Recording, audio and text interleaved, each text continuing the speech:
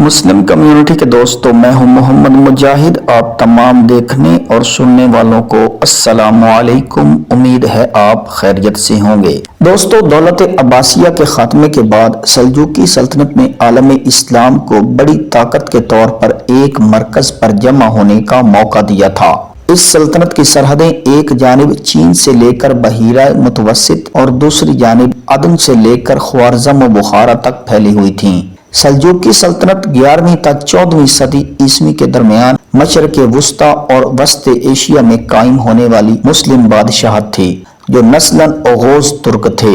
کہا جاتا ہے کہ سلجوقیوں کی کوششوں سے مسلمانوں کو قوت اور استحکام نصیب ہوا تھا۔ سلاجقہ کو مسلم تاریخ میں اس حوالے سے خاص مقام حاصل ہے۔ حکمرانوں کی غلطیاں، ریاستی امور اور سرحدوں کی طرف سے غفلت، اپنوں کی سازشوں اور سیاسی انتشار نے کئی بادشاہتوں اور سلطنتوں کو کمزور کیا، اور تاریخ گواہ ہے کہ دنیا نے کمال عروج کے بعد ان کا شیرازہ بکھرتا دیکھا۔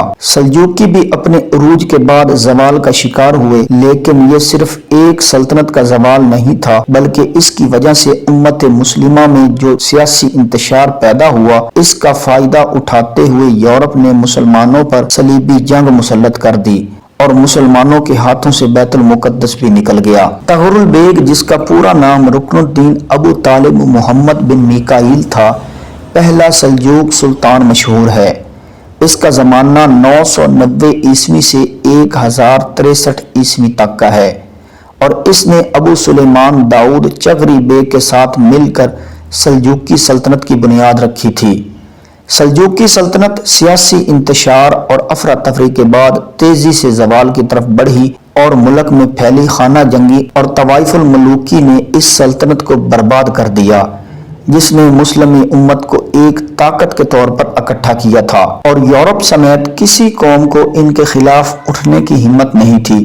سلجوقی سلطنت کے بانیوں کی زندگی کے بعد یہ خاندان بٹ گیا تھا اور مختلف علاقوں میں اپنی اپنی حکومت قائم کر لی تھی، جس سے مرکزی سلطنت کمزور ہو گئی، اور پھر ٹکڑوں میں بٹے سلجوقی اپنے قلمرو اور مفتوح علاقوں سے محروم ہوتے چلے گئے۔ دوسری طرف اہل یورپ، جن کی آنکھوں میں سلجوق سلطنت اپنے قیام ہی سے کھٹک رہی تھی، مسلمانوں کی اس افراتفری اور سیاسی انتشار کے ساتھ سلطنت کے عوام کی کمزوری سے کیسے فائدہ نہ اٹھاتے، انہوں نے مسلمانوں سے بیت المقدس چھیننے کی دیرینہ خواہش کی تکمیل کے لیے سازشیں شروع کی، یہاں تک کہ صلیبی جنگوں کا آغاز ہو گیا، جس نے کم و بیش 200 سال تک مسلمانوں کو الجھائے رکھا۔